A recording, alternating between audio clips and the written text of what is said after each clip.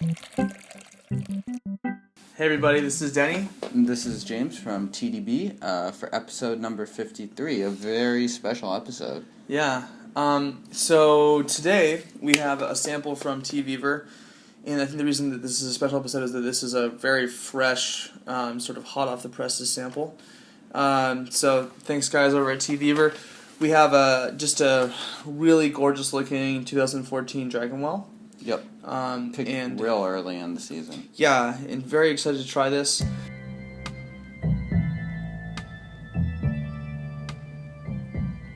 How many grams of tea is this, James, roughly? A little bit under 5 grams. Okay. Yeah. And we're going to do that much in a 125 milliliter, 20 milliliter gallon, and see how it goes. So, we have about 175 Fahrenheit water here. I'm going to go ahead and heat up our gaiwan, and I think this is especially important. I often forego this step when it comes to teas that I rinse, but with teas where I like to actually drink the first steeping, this is pretty important.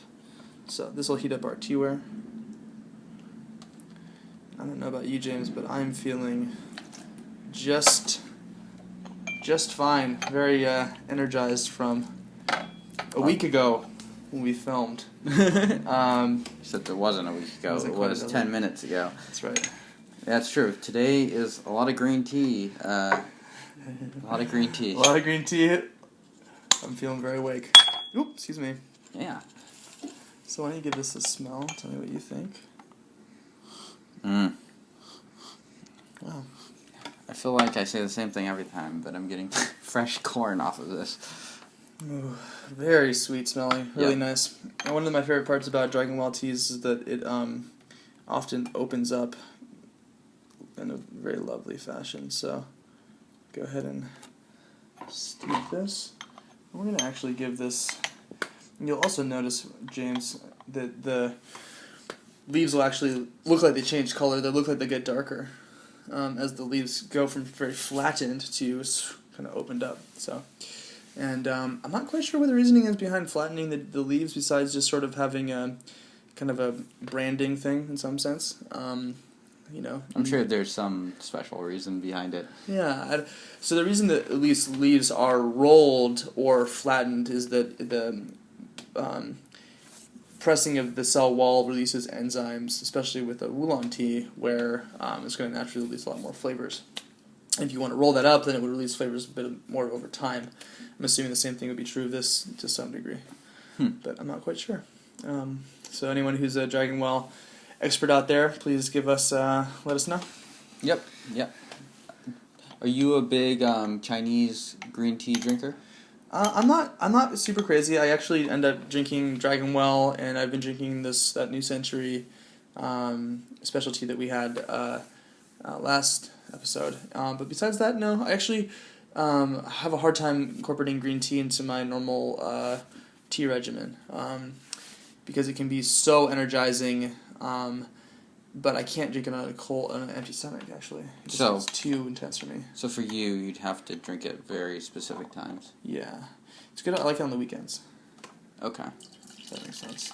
Before you're about to hit the bars, go up, have a little bit of Dragonwell. I kind of meant like yourself. Saturday morning, but yeah, that too. So, I think we both know where James's head's at. Okay, so here we go. Here's our first steeping. Again, we're going to actually just drink this first steeping and not use it as a rinse. Yep. Let me know what you think. Cheers. Guys.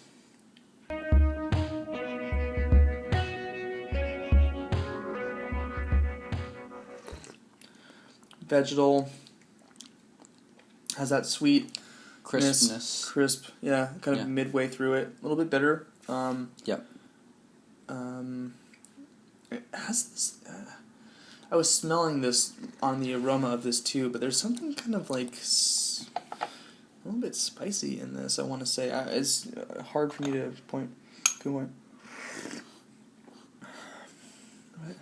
A little bit on the front of it. Very interesting aroma giving off from this. You should take a smell at just those leaves in there. Oh, it's beautiful. And as you can see now that the leaves... And I love Dragonwell especially because you can really see the sort of top 3 leaves from the plant this way, right? You really kind of see the anatomy of the tea itself with this particular type of tea. Really lovely. Beautiful color. Let's go ahead and give it another go. Yeah. I would say for me, the characteristic of this steep was kind of like this fresh bitterness, almost. So, there's definitely some sweetness accompanying the bitterness, but yeah. So depending on your preference, you can brew your Dragonwell or your green teas lighter or heavier. You can go heavier by increasing the amount of leaf, increasing the temperature, increasing the steep time. But you will risk getting a more bitter notes within it. Yep.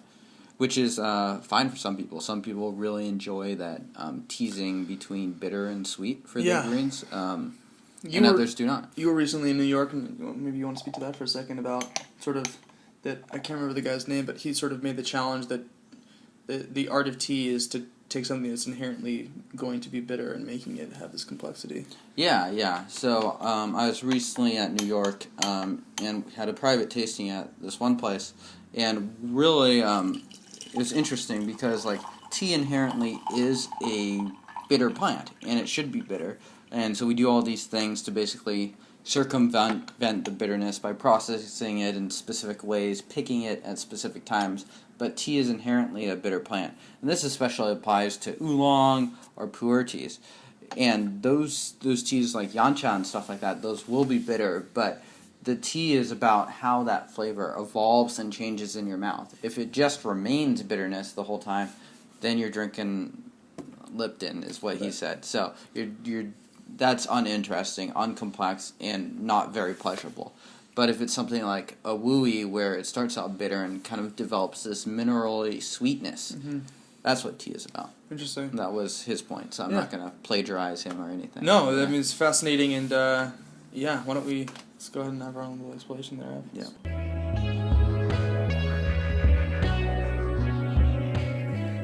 It's so fresh. I think the thing that just strikes me the most out of this. Yeah. What does freshness taste like? I don't know, but these green teas freshness tastes like this. Vegetal, not quite as bitter. Given how there is this bitterness, I'm surprised that there's not very much tannin in it.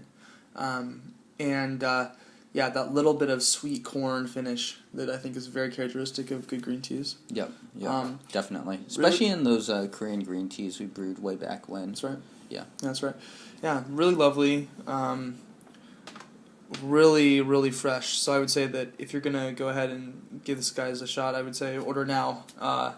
And keep it in the fridge or someplace or just drink it quickly. Yeah, drink it every day. Green tea is not to be treasured and hoarded over time, like pu'er can be. Yep. Drink it while you can. Yeah, because absolutely. It's not going to get better. Yeah. And for more info about green teas in general, tea musings, what should someone do, James? Yeah, so you guys should go ahead and visit TeaDB.org. We especially have a lot of information covering oolong and pu'er teas. That's right. Especially Taiwanese oolongs and wooey oolongs. But we're starting to, as you can see, get some green tea content. Last week we released our episode kind of covering tea basics on a lot of different green teas. So if you're interested in learning more about that stuff, please check that out, as well as checking out Teavivre. They have free shipping past $30.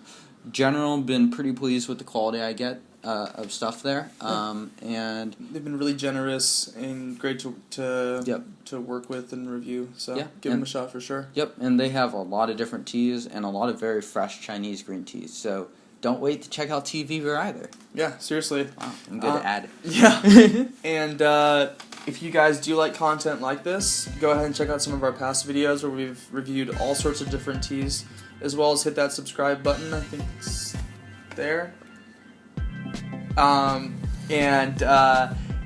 subscribe for more weekly content from us about teas that you guys might enjoy. So until next time. Yep. Thanks for watching, guys. See you guys.